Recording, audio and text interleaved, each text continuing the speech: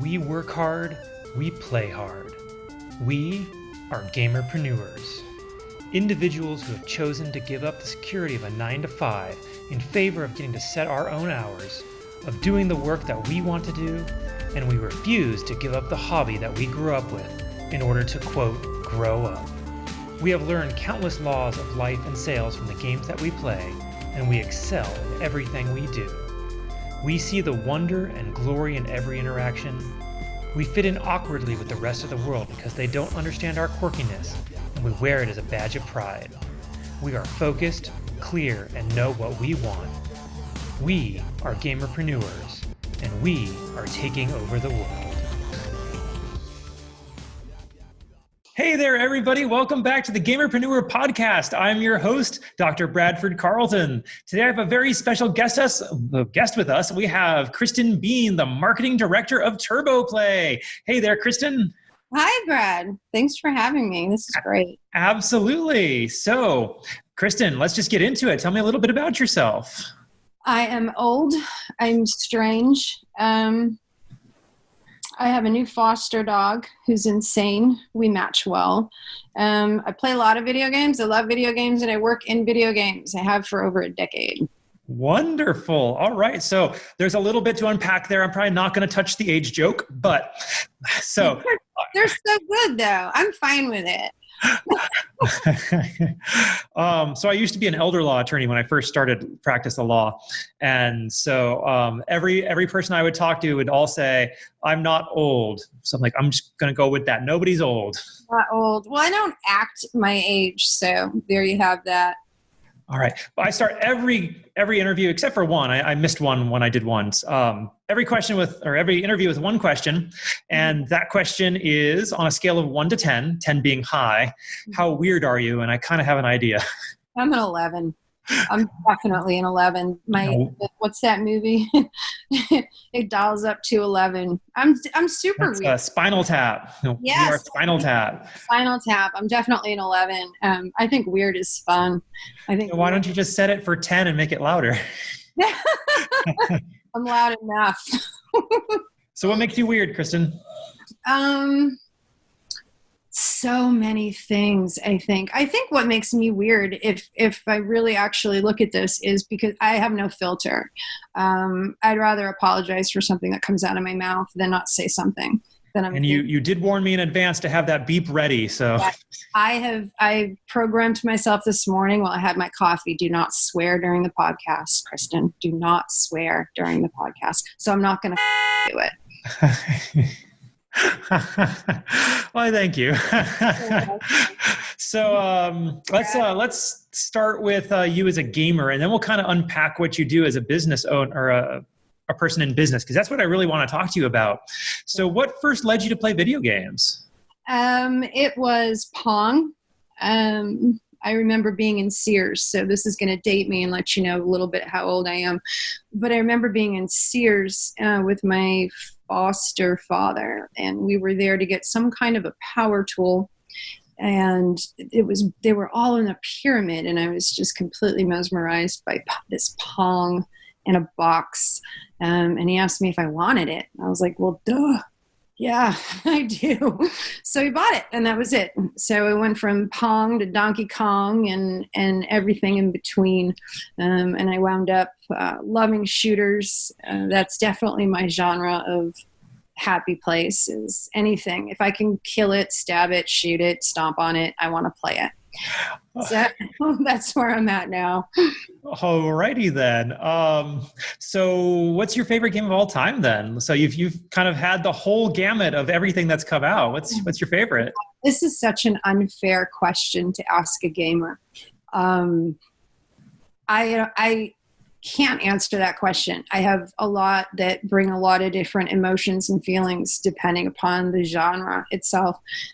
Ultimate, I think maybe Halo, the Halo series, only because I played the crap out of that. Notice how I didn't swear, with my spawn.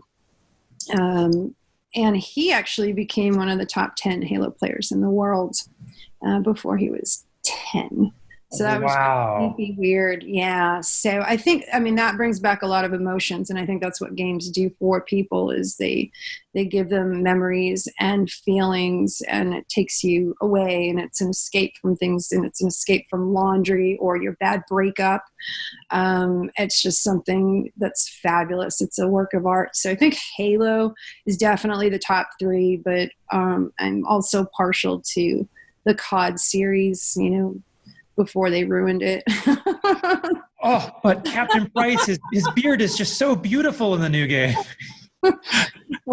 before they ruined that franchise. I was very partial to that as well. Absolutely agree with you. Video games are a work of art. They evoke emotion just like music or books do. I will admit I cry every time I play Final Fantasy IX right at the end. Who wouldn't? That's right? Bring me my dagger. Oh, tears every time. It's a completely logical thing to do. But it is. And it's so encompassing because, when I talk, whether it's on a panel or when I'm talking about game development as a whole, games encompass all of it. So you've got the music and the storyline and the actual gameplay, and it's all rolled into one. It's like a good song is just a good song, but a good video game has to have so many components into it. I'm sure, like for me, I can play a game that I'm like, I would love this game, but I have to silence it because the music is torture. So there's so many different components that go into that when you nail it and you get it right, it's just a beautiful experience. Okay. So what do you play now? Don't judge me. I'm playing a lot of Overwatch. Why would I judge you for Overwatch? I don't know. Okay. What character do you play? My mains are definitely Lucio. I'm really great with him. My son plays the competitive Overwatch, and occasionally he's down a player and he'll send me a message, and it's hilarious. And he'll be like, "Mom, I need you for a competitive play today, but you can only show up as Lucio. And if you show up as anybody else, I'm going to kick you from the game." Apparently I play that one really, really well because I have mastered being able to jump in that little tunnel and swirl around and just mess people up and they don't know where you are. So I play Lucio a lot. I play Borg a lot. Like he's just a jerk. If you play him, everyone hates you, and I'm a big fan of that. I don't have an issue with people talking shit to me at the end of the game. So I don't want to make this sound weird, but what is it like being an older gamer? Make it weird, Brad. It's really interesting. I've grown up with it and I've watched so many changes. When I first started playing, when online first started to become a thing, as a woman, I couldn't even speak. The minute I opened my mouth, it was just gutter trash. Oh, absolutely. I used to play online back when I was in college in Warcraft, and there was a joke, there were no girls online. Right. Exactly. Well, I actually used that to my advantage. I learned to tell people I was a 12-year-old boy, and that worked. So, and I chose an obscure name, so it wasn't a woman's, gamer tag, and you could not identify me. It was very unisex. And I pretended that I was a 12-year-old boy so that my online experience was a lot more charming than being a woman. So I've grown up with that, and I've watched incredible women in the space, and especially with the Frag Dolls, who are no longer, but how women help change and shape that to where I don't really have an issue anymore. Of course, there's that one person. There's always going to be that one person, the one guy that hates women, the one guy that's racist. It's whatever, but it's come a long way, and now it's a lot more enjoyable. I'm not shy at all. I'm a woman. I play video games, and people seem to be cool with it now, so that's all right. Well, that's fantastic, because it was pretty toxic for years.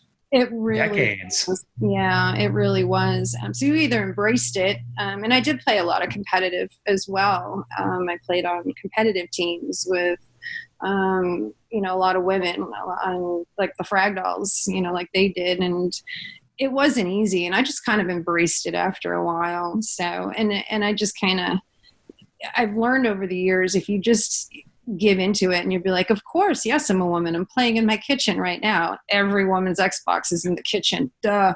And it sucks the life out of them, because then they're like, well, I wanted to get you mad and you just don't care. No, you really don't. But at the end, in 10 minutes, when I'm on top of the leaderboards, you just got beat by a soccer mom.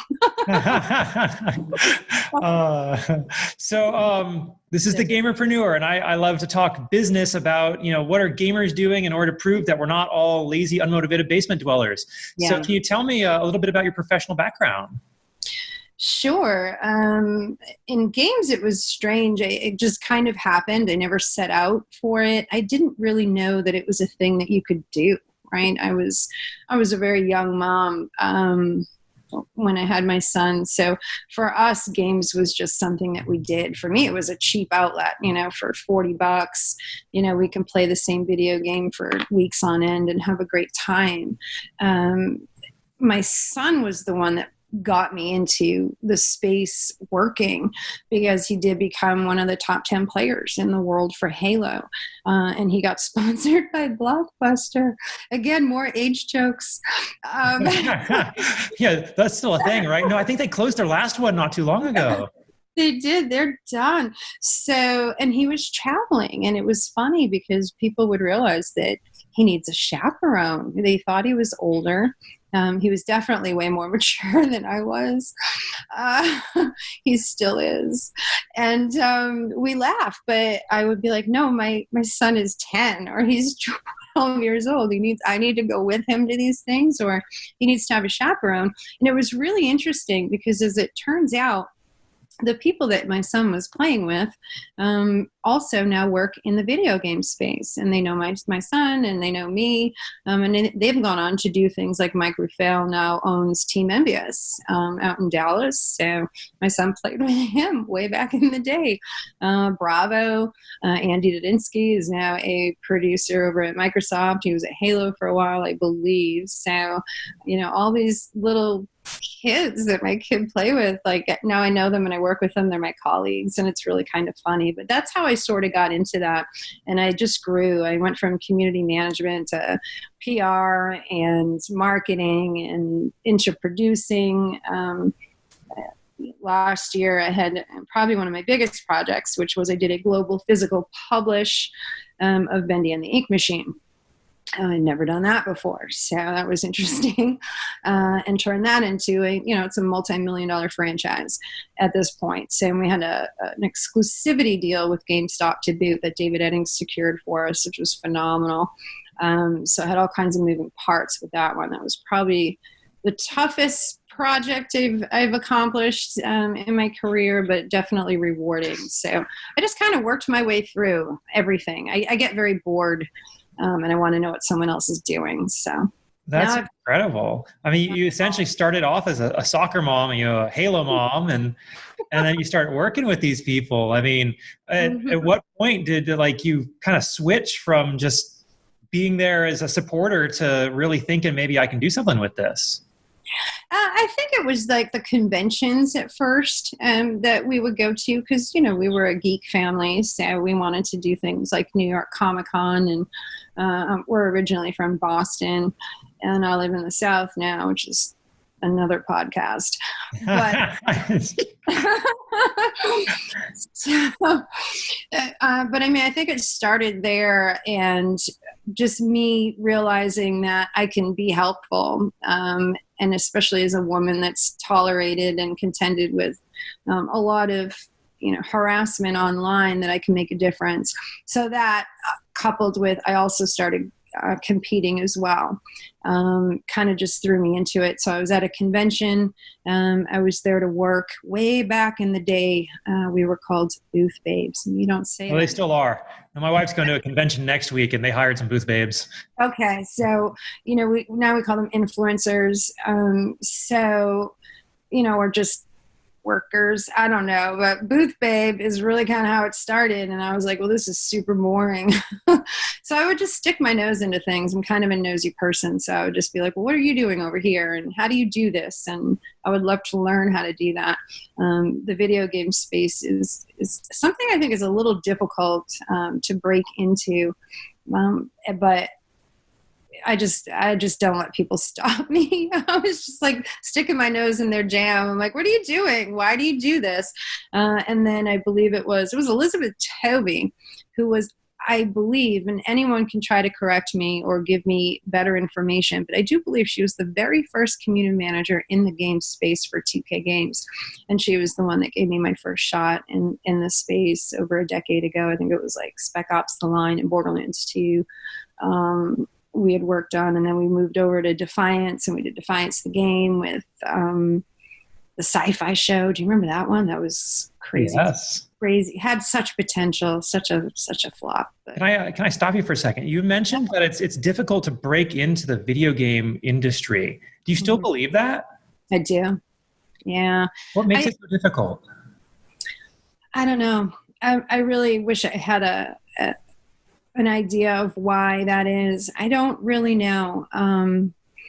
I think because it's a difficult space to navigate. It's a niche. It's a niche space, and it doesn't operate like other industries on any level. And it's really difficult to understand how a lot of that stuff works. I think it might be easier for like a community manager to get started, but I do believe that you have to kind of volunteer from the ground up. So I'm trying to help a human being right now. As I hate this word mentor. I should not be anybody's mentor. I'm a crazy old lady. But at the same time, I'm trying to help him. And he's a former movie producer out in Hollywood. He got sucked into video game school, right? So he paid a ridiculous amount of money to go become, and I'm using air quotes here, a games designer. It's just not how it works in this space. You don't just graduate college with a games design degree and go work at a company as a GD. It just doesn't happen that way. You have to have some product behind you. You have to have some sort of portfolio. So your best bet is to save your money if you can code on some level and put together a small game of something that you've made. Because I think even at my age, where I've done really cool stuff and I've absolutely proven my worth, I still believe that people look at you in the space like you're only as good as your last gig, right? What did you make last, and what happened with that, and why was it a failure or a flop? You certainly don't get into this space for job security. Certainly. I understand kind of on the other angle. I'm reaching out to influencers trying to get them on my show. And almost the only thing they ask is, how many subscribers do you have? How many views do you have? And if I don't meet their quota, it doesn't matter what my credentials are. It doesn't matter what we're going to be talking about or how good they're going to be helping people. Correct. Yes, it is. So I feel that there is this barrier, and I wish I knew how to break it down. But I'm only one human being, so I can only do what I can do. And that is, I'm consistently trying to help people accomplish that. So I've got this movie producer, and we're currently working on his resume. He wants to be a games designer, and I have to give him the blow. That's never going to happen. It's never going to happen right now. But with his skill set, he can easily be an assistant producer, production coordinator, work his way to producer. And once he's in there on those different levels of skills and qualifications that he has, he's going to be able to talk to his team and collaborate on some game design stuff and really start to show his capabilities on that level and work his way towards a games designer. But you don't just walk out of college with a GD degree and get a job. That's just not how it works. Okay. So it sounds like really in order to break into this industry, you need to kind of figure out what it is you're good at and then find a position that fits your abilities. Right. Then you kind of weasel your way into whatever you really want. Exactly. It's like product management. So I hold a product manager title for a global physical publish. I didn't thoroughly enjoy that. That was a lot of stress. A lot of stress for me. I'm proud that I did it, and I did a great job. But I don't ever want to do it again. It was very stressful for me. I kind of switched back, and I went back into marketing. So now I hold a marketing director title. But I love that, right? I thrive there. I love doing it. It makes me happy. So for me, that's the best place for me to be. Okay, let's talk a little bit about TurboPlay. So what is it that they do, and what's your role there? We sort of wear all kinds of hats in there. We're a really phenomenal, small little team. It's a startup. And so far, it's just been funded by private investment, I believe. I tend to not get in too much into the finance crap. It's not my forte. I didn't swear again. You're very welcome. So TurboPlay is really interesting. And at first, I wasn't sure it was going to be the right place for me because they were using words I didn't understand, like blockchain and cryptocurrencies and the rest of it. But it's a games distribution platform. So essentially, it's your next Steam, right? With features and things that actually help developers. It helps video gamers. It's got machine learning, artificial intelligence. So it's going to curate for your gamers, kind of like Spotify curates, but I don't like using that word Spotify either because then people think monthly subscription. It's not a monthly subscription, so it's free. But blockchain and cryptocurrency, which is the marketing director, are words that I've banned from use. It tends to scare people a little bit. It scared me. It almost scared me from not wanting the position because I'm like, this is over my head. I don't understand this. A couple of weeks later, the team was working with me and they're like, just read this and read this and we'll hop on a call. And now that I have a better understanding of blockchain crypto, it's phenomenal. It's a next level platform. It gives instant sales data. It gives instant analytics to developers so they can make decisions faster, easier, quicker. Download speeds, your 4-hour downloads go to 20 minutes. So it's really a phenomenal platform, but we are still in its early beginning building stages. We're right now heading into a seed round. And once that closes, we're going to open up the closed beta and let people in there and take it for a test drive. Very cool. Now, how did the company get started and how did they kind of wrangle you in? Because it sounds like you were off doing something else, and how'd they find you? It kind of was. Yeah. It happened. It was, I'm so fortunate that I have people that I work with in the space that think I do really good work. So they're consistently saying, you need Kristen for this. It's a team of, great friends. So like Royal O'Brien and Vince McMullen, and they've been talking about doing this, I think, for like a decade. And finally, they're just like, let's do it. What are we waiting for? So they built it, and they've got, what's Steve Kruger in there who built Shopify. So his team is on it. It's really an incredible mix of seasoned games industry veterans that are building this thing. And they just got into a little bit of trouble because, and I see this a lot. I see this a lot in video games, especially indie studios. They're brilliant. They're talented. They know exactly what they're doing, but they've given zero thought process to marketing. That's most businesses, actually. and at the end of the day, they're like, what's going on? We have this amazing product and nobody knows about it. That's where marketing comes in. So they realized that they needed to clean that up and fix that gaping hole. So they got David Eddings, David Eddings has been my mentor for over a decade. He's also been my boss a number of times on different projects, and he's also my friend. But David was listening to, what they needed. And he said, you don't need me. He's like, you need Kristen. So that's how it happened. So he called me up and he was like, I've got these guys and they're doing this really cool thing and they need your help. And what started as, I can usually do that. I've got enough experience. I can usually go in and kick butt, and it takes me about 3-4 months to fix things and turn things and spin things around and get them set up. So I brought on, communications manager, and we were actively seeking, they didn't even have I don't think they had a Discord at that point. Maybe they did. I don't know. It's been a while. So we just got everything set up, and I just kind of scratched everything that they were doing and built it back up from the ground up. So we did the logo and we got everything tracking. So now we're just kind of sitting tight and kicking back a little bit, waiting for the seed, the seed round to close, and then we'll go and fire it up back again. So cool. It's just, It was an accident. Okay. I want to pick your brain a little bit on this because, most of my viewers are streamers or they're gamers looking to start a business. They're like all at the beginning. Yeah. So what kind of advice would you have in order to start a marketing campaign? What kinds of things do they have to have in place if they really want to grow? Streamers are so awesome. I mean, I've worked with so many over the course of my career, and the big influencers, and they're so fantastic. I don't have the heart or the guts to do what they do.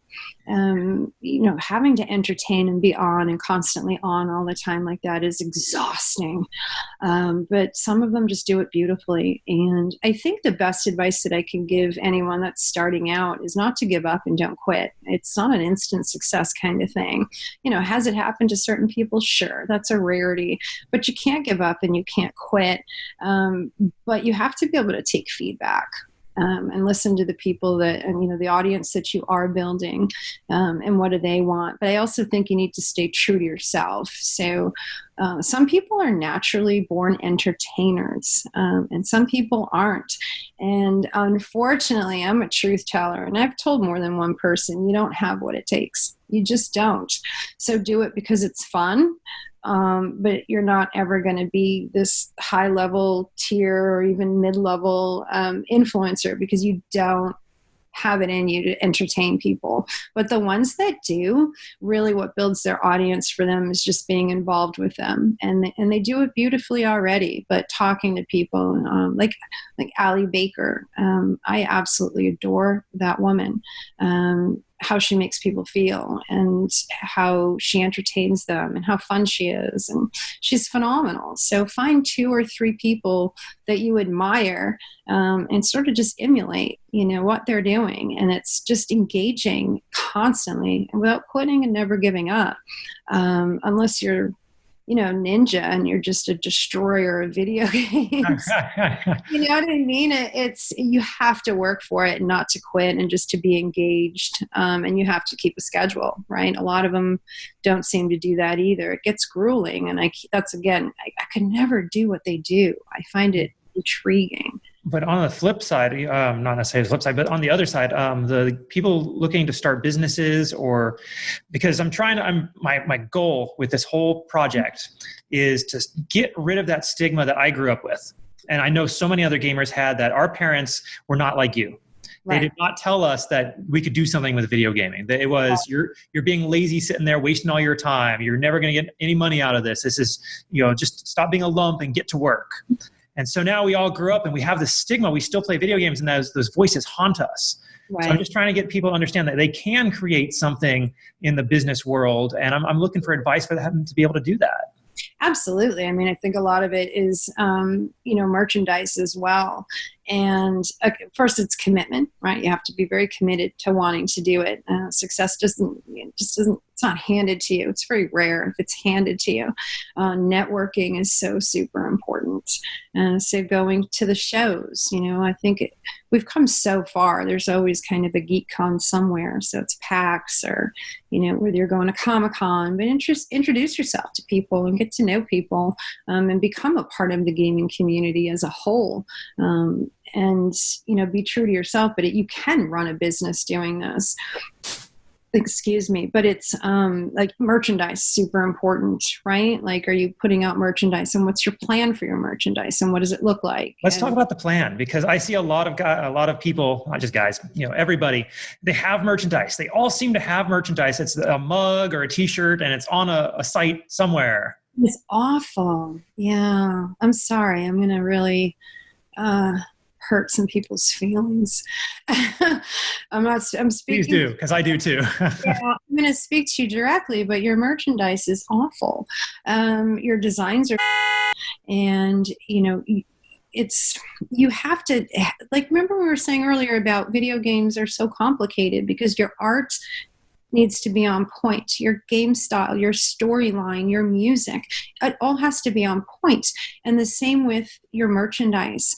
It costs money. So you're going to have to set some money aside, and you need to hire people. I mean, I do it.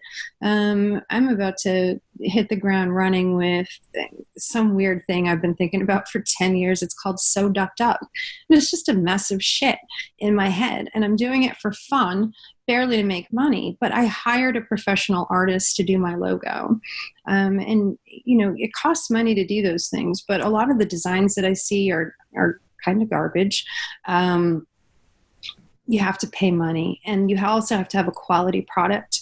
After doing weeks and weeks of research over years, there's different companies you can use to make these products, and it's super important that you're putting out a quality product. I've ordered a few t-shirts here and there, and I'm really disappointed when I get them. The cotton's itchy, it's a boxy t-shirt, I don't want that. I'm going to wash my car with that.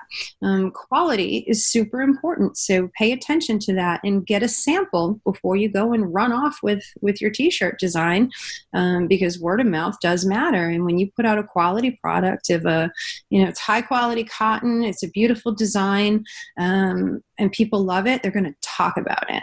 So a lot of people, I want to say 80% of the people that do merchandise as influencers are putting out a crap product. And they have to pay attention to that. Thank you. I've been saying that for a while. Since I started this, it's all junk. Yeah, it's all garbage and nobody wants it.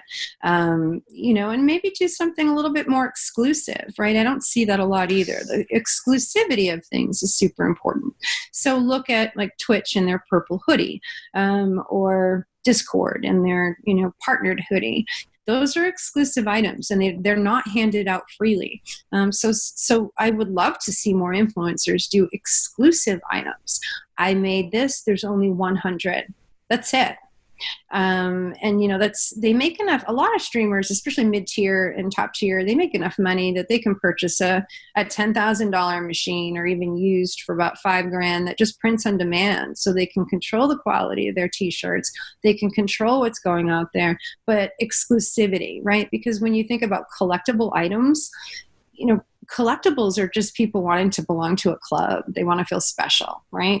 That's right. And with their audiences, they can sell exclusives every month and always have buyers. Exactly. So, look at those goals, but don't look at it like mass production. Is it worth it to you at the level that you're at to possibly put out only 50 t-shirts a month? That's it. I'm only doing this for 6 months. This is what it's going to be. And they're going to be, sit down and do the math. What does it cost you to make this? How many do you have to sell in order to, either break even? Because breaking even is winning sometimes. Breaking even is winning a lot of times. And as you build up your audience, but, put thought process into the quality that you're pushing out the door, and look at exclusivity more often than you do. I don't want to see the same stupid t-shirt for 8 months in a row. I'm bored. Can we talk about breaking even? Because I really do try to harp on that as well, that if you can break even on your marketing, your upfront marketing efforts, and you try to make it on the back end. Yep. And then people look at me like I'm speaking German or something. You are to a lot of people. You are to a lot of people. It's interesting to me that you have like this lawyer background and you know so much about like marketing and business. It's very interesting. So see, you can learn. Everyone, you can absolutely learn. It's taken me years to get here, but yes, it's breaking even for me a lot of times is a win. I'm constantly have demands on me to push out projections. What are we going to do in the next year? What happens in the next 3 years? What does the 5-year plan look like? I'll throw a bunch of shit out there, and at the end of the day, that's exactly what it is a bunch of shit. I'm going to put my best foot forward, and I really believe in this track that I'm on. But at the end of the day, marketing is kind of like that old joke. It's like a boat you throw money into, and you hope and you pray. Like, you study your analytics, you look what they're doing and where they're going. One of the biggest things that I have trouble explaining to people is, why would you run this for so long when it was performing like such? The numbers don't lie, and it's very difficult to get people to believe that sometimes. Your numbers aren't lying to you. So if you throw $100 behind an ad and it doesn't give you anything in return, throwing another $100 behind that ad isn't going to change. So you have to, I don't care if you spent 8 weeks perfecting this ad and you think it's amazing, the numbers are telling you it's not working. So pull it immediately. Preach it. Amen. Yeah. When I run ads, I do like 4, 5, 6 at a time. Technically they call it A/B testing. I don't. I just throw a bunch of shit against the wall and see what sticks. Here's my 6 ads. Throw them all out there with $25 behind them. I'm going to know within 24, 48 hours, which ones are working and which ones aren't. Then I pull the ones that aren't working and I throw the money behind the ones that are. But you have to be able to pay attention to that and to believe and trust the numbers. And yeah, sometimes at the end of the day, when I break even, I'm thrilled. As a baseline, what would a good number be for like a dollar amount to spend on an ad set for like a day? I think you should spend at least 20, to be honest. I think you get better metrics that way. For some strange reason, it works for me. So I usually do 25 because I tend to have really large budgets, which is great. But I usually do 5 to 6 different ads. I put $25 behind them for a 24-hour period. I go back. $20 each or 20 for the ad set? I do each, but I have bigger budgets. So I would say for someone that's starting out, save up some money, do 3 ads at $20 each. You probably won't use that whole $20, especially on like Facebook, and you can stop ads now, right in their tracks. And when you get more comfortable reading the analytics and understanding what they mean and what's actually driving traffic, you get better at it. So I've gotten better at this over the years and then it's like they change the rules and you think, welcome to marketing. Facebook is constantly changing the rules of how they do things. I used to have a book on Facebook advertising and like they changed it all. That's gone. It's a nightmare. The minute I see changes happening, I start to hyperventilate. I'm like, stop. I can't do this anymore. But fortunately, I have other people that do that for me. So at this point, but I had to earn it way back in the day, the same way as an influencer that's starting out has to earn it. But there's so much information out there that you can get, but you have to put the time in. You have to research it. And when you're comfortable and you can throw those 3 ads out there and look at them, within 24-hour period of time and say, this is working and this isn't. You pull those other ads and keep rolling with something else. So It works. It absolutely works. Fantastic. Wonderful advice. I hope everybody just listened to you, Kristen, because that's wonderful advice. Thank you so much. Kind of bouncing off what you were just saying, though, what kinds of resources have you used in order to help you on your journey to success? I swear by YouTube videos. It doesn't. I mean, it's the second largest search engine and basically everything's there. I can't even, it's actually a story. My son said to me once about 10 years ago, Mom, what are you, stupid? He's like, everything you want to know is on the YouTube. I'm like, what? He's like, yeah, there's any question. He goes, any stupid question you ever need the answer to, it's already been done. Someone's already asked that question and the answer is on YouTube in a tutorial video. I've gotten the best education in my life from YouTube tutorial videos. And if your answer is not on YouTube, you make the video and you're helping. You make the video explaining it to other people. You can even be wrong and you're still going to get mega hits. You can give advice, but if it's the only advice on YouTube, it's going to be a mega hit.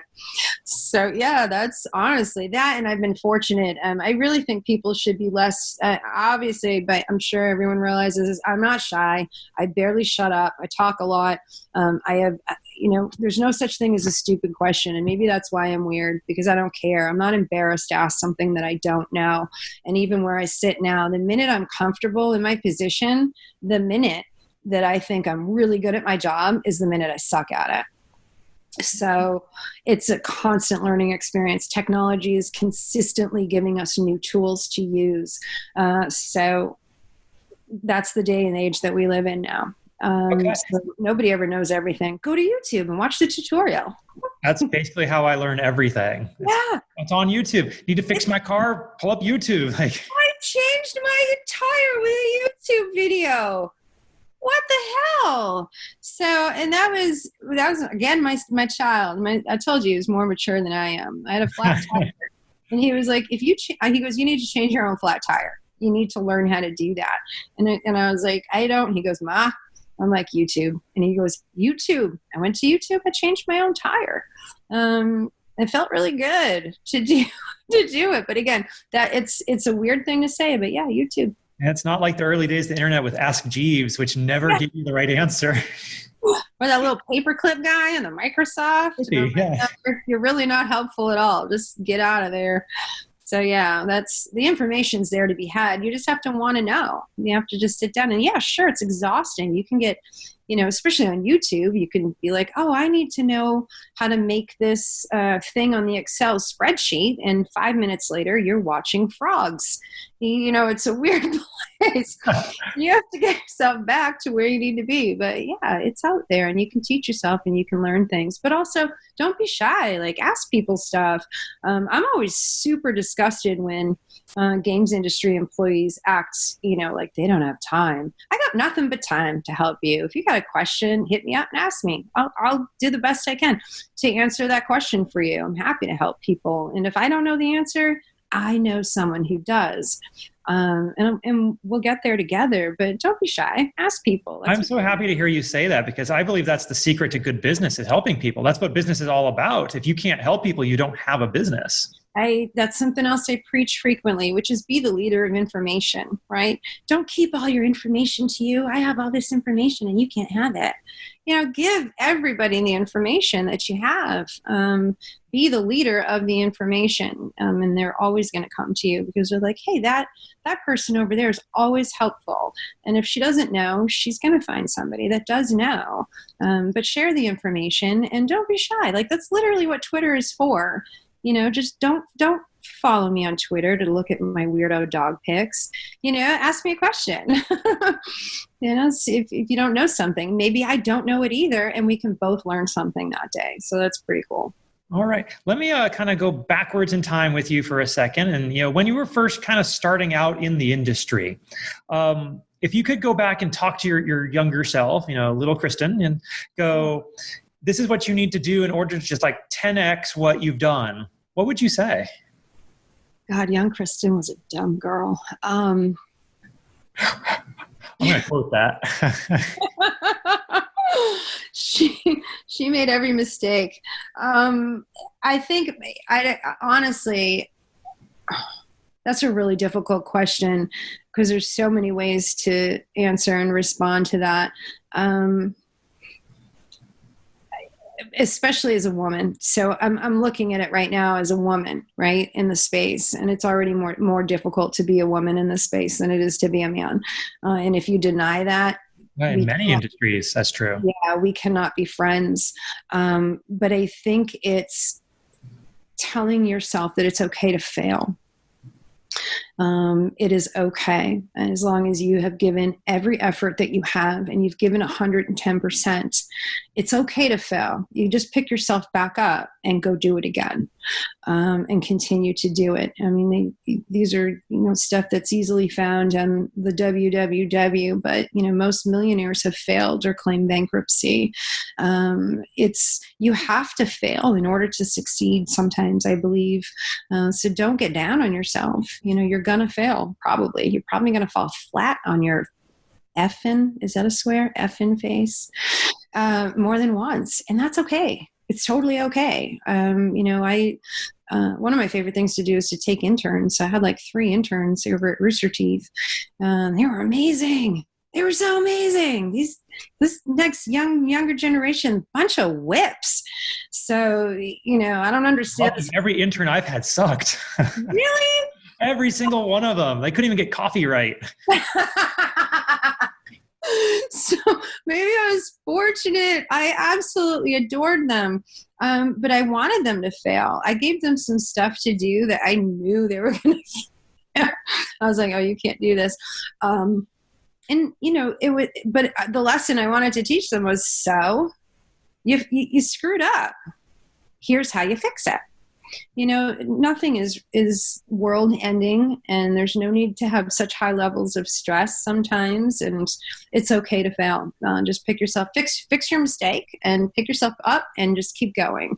Learn right from your mistakes. But I really appreciate that advice. I really do, because when I was an attorney, I would see other attorneys giving bad advice. They would make up the law on the spot because they didn't know it, and they were afraid of looking as if they were stupid and didn't know it. Whereas I would go, I don't know, let me go check for you. I got more billable hours, and the client felt better because I admitted I didn't know something. Absolutely. Absolutely. I have no issue at all saying that, especially in the space that we work in. Technology is consistently evolving and changing. every single day. There's no way you can know everything. The minute you pretend you do, or the minute you're comfortable and you're like, I'm the best at what I do, you fail anyways. You have to be consistently learning. But that's, I think, what I would tell myself, because I would get really down a lot by not understanding everything and not doing things perfectly. And, now it's like, I have no issue. I'll look right at my boss. I'm like, I have no idea. I'll get back to you tomorrow with an answer, though, because that, I think, is the most important thing too. Not to be like, I have no idea, and then just let it go. Those are not tools for success. You have to go and find the answer, and just kind of like a doctor's appointment, get a second opinion, find more than one answer, find situations and stories where it was applicable, where it worked, where it didn't work, and then proceed to put an action plan together for yourself. But there's nothing wrong with not knowing something. Not at all. All right. So part of my goal is to try to show people how they can get into the business world, or to start making money without killing themselves. So when I went to law school, I had to stop playing video games. And then when I got out and I was an attorney, I was working 12, 16-hour days every single day. I didn't get a day off for at least 3 years when I first started. And I want people to avoid that. What advice would you have for people to be able to kind of rise through the ranks or develop themselves and still have time for gaming? I have no advice for that. I would be lying. I think things are getting better. There's a lot of crunch. I think it depends too upon, what position you have. But there are moments where you crunch in this space. And again, that's why my product manager position was so stressful. I was on the tightest deadline I've ever had for a production. And I told my boss, right, too, is, again, you have to be very open and honest. Not sure if this is possible, but I'll give it every effort. And I fortunately hit all those deadlines with the help of amazing people. I called in every favor from every person in this industry to get my job done. I had to, because the deadline was so tight for production of a physical product. And I think that it's an awful thing. I don't agree with it. I think if you realize that you're working for a company or you're doing something that doesn't feel good, to acknowledge it. And my boss was amazing. So I was fortunate in that sense, where David would just be like, the place isn't going to burn down. You need to leave the building. So and he was right, but I was so focused on getting, I can just do this and I'll just do this one more thing. And 17 hours goes by and I've been working for 17 hours. So I think it really is dependent upon your personality, and making sure you're in a space where people actually look out for you and take care of you. And my boss did that for me. So he would literally hand me a bottle of whiskey and be like, you need to leave and go home. Like, we're done here. And he's like, and if it doesn't work, it doesn't work. So working for great people like that is super awesome, but you have to recognize that. But in this space, I think it's very difficult to say, I don't play as many games and enjoy them as much as I used to, because I will have to sit down and play a game that I'm working on every single day for 2 hours. And sometimes it just off.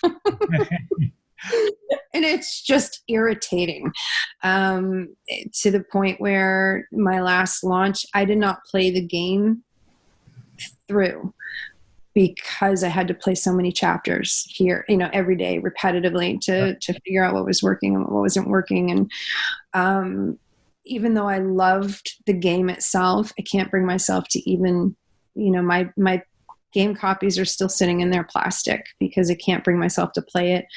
So there is that, and it will happen. I think it happens to everybody. And I also think it's an age kind of thing. So, my colleagues, we're all in our, late 40s and 50s.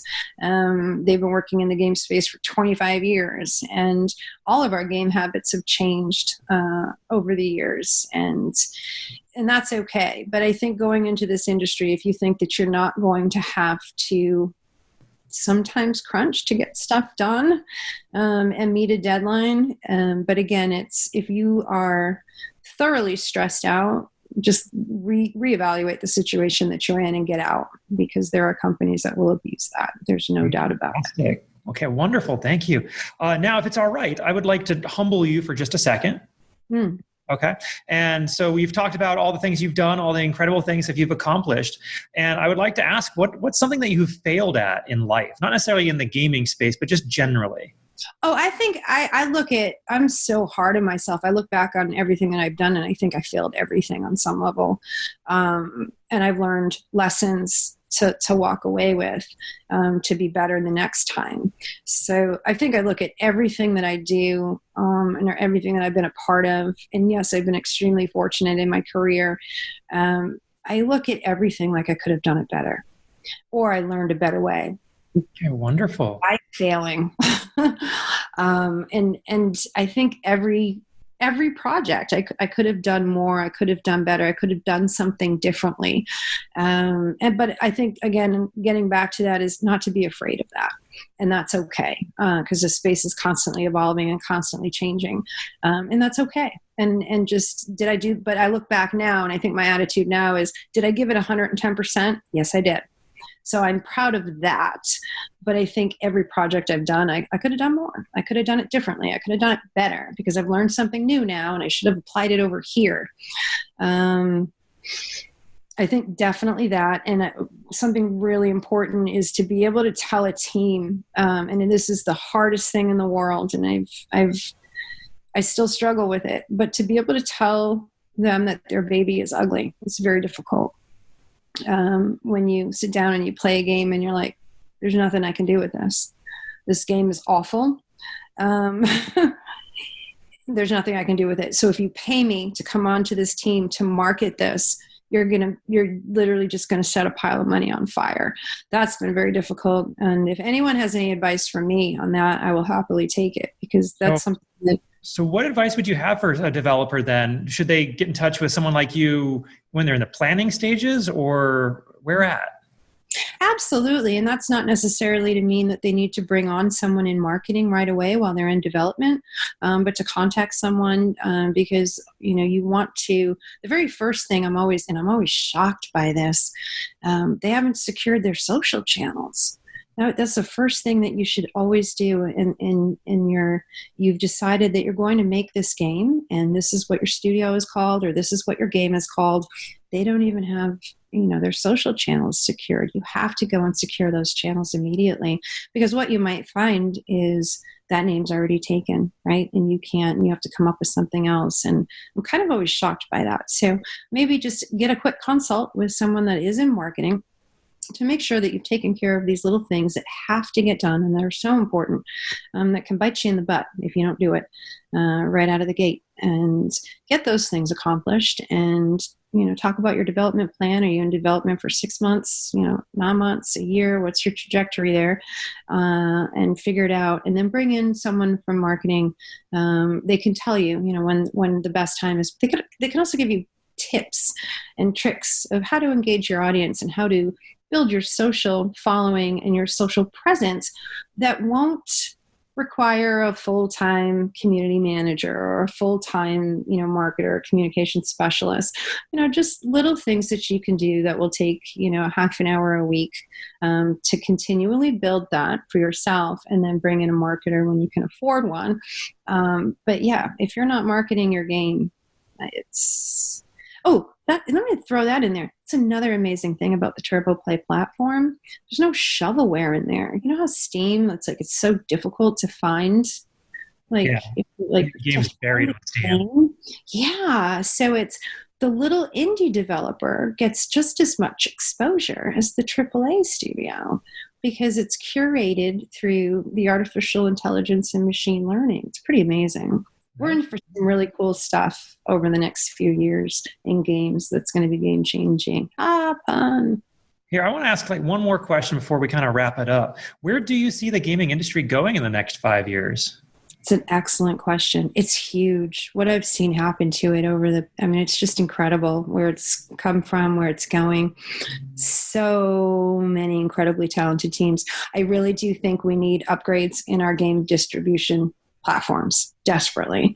Console gaming. I'm both. I'm a PC gamer and a console gamer. That's probably weird, but I don't shame people for their choice. I know that's a big deal for some people. I don't care how you're gaming. If you're 90 and playing a mobile game on a plane, you're a gamer, in my opinion.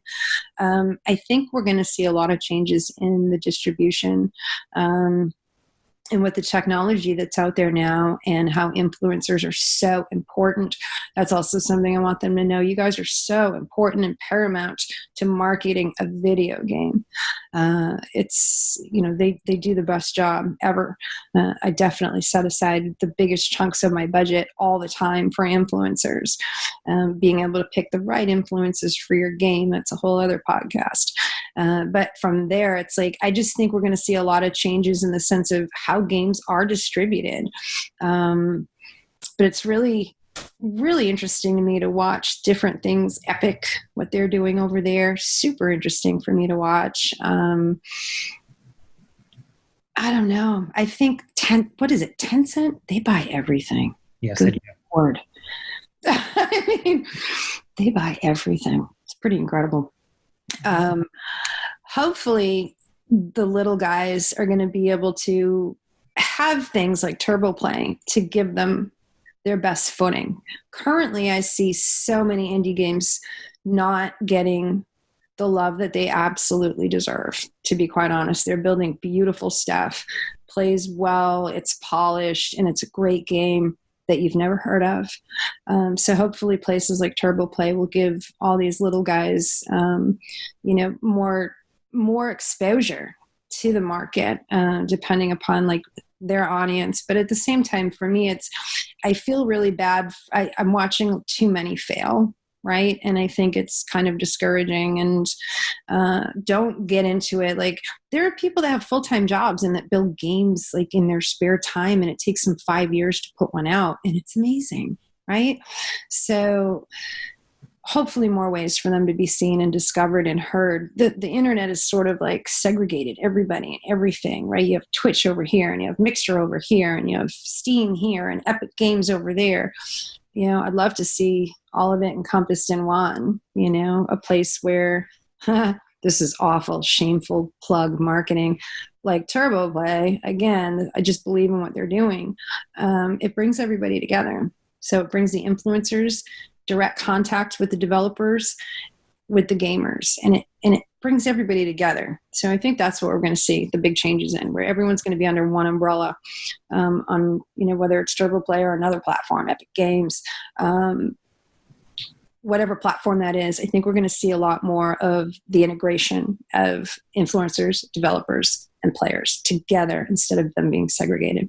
I'm hoping that's so, because you see a lot of that segregation, and especially in the esports world as well. Oh, yeah. Developers have their set and that's it. And, everybody else be darned, right? Mm-hmm. Exactly. So I think those are where the biggest changes are going to come. But sometimes I'm wrong. We'll see. All right. We'll chat again in 5 years, see if I'm right. Sure. So how do people find you on social? What's your handle? Oh, Twitter. Just as long as they know, my social media is just a dumpster fire of random weirdness. But they're more than welcome to join me there. On Twitter, I am its_pink, PINK. So that's my gamer tag. Everyone in the game space calls me Pink. But yeah, Twitter's probably where I'm most active and I have the most fun.